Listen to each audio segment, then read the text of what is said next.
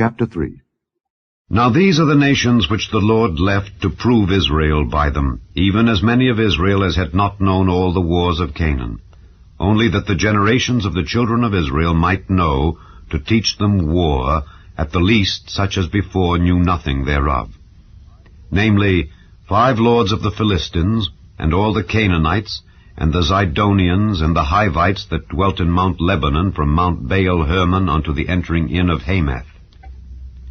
And they were to prove Israel by them, to know whether they would hearken unto the commandments of the Lord which he commanded their fathers by the hand of Moses. And the children of Israel dwelt among the Canaanites, Hittites, and Amorites, and Perizzites, and Hivites, and Jebusites. And they took their daughters to be their wives, and gave their daughters to their sons, and served their gods.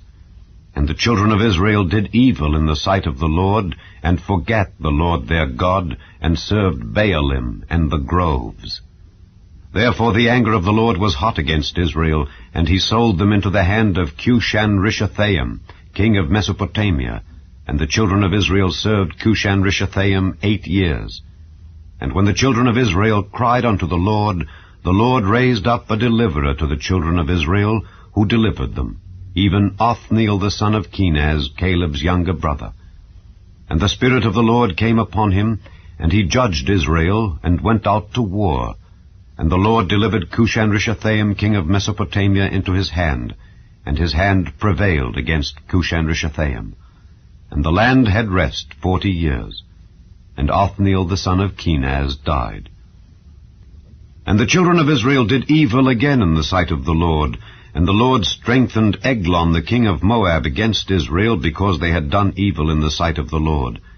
And he gathered unto him the children of Ammon and Amalek, and went and smote Israel, and possessed the city of palm trees. So the children of Israel served Eglon the king of Moab 18 years.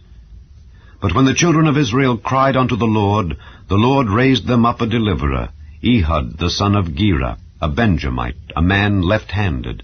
And by him the children of Israel sent a present unto Eglon the king of Moab. But Ehud made him a dagger which had 2 edges of a cubit length, and he did gird it under his raiment upon his right thigh. And he brought the present unto Eglon king of Moab, and Eglon was a very fat man.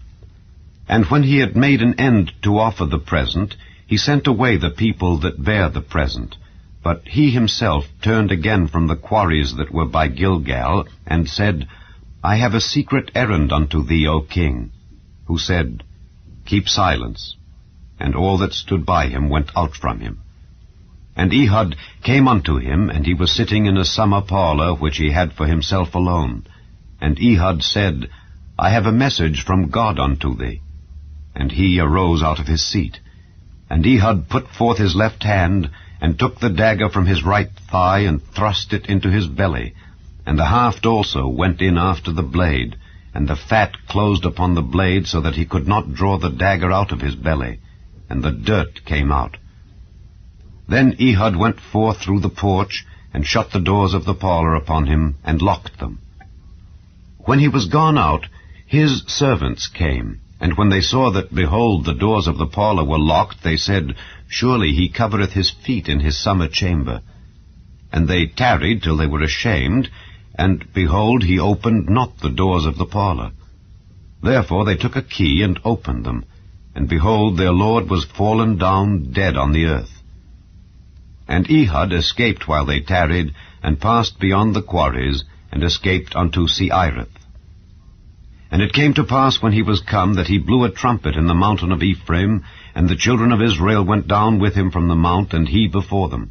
And he said unto them, Follow after me, for the Lord hath delivered your enemies the Moabites into your hand.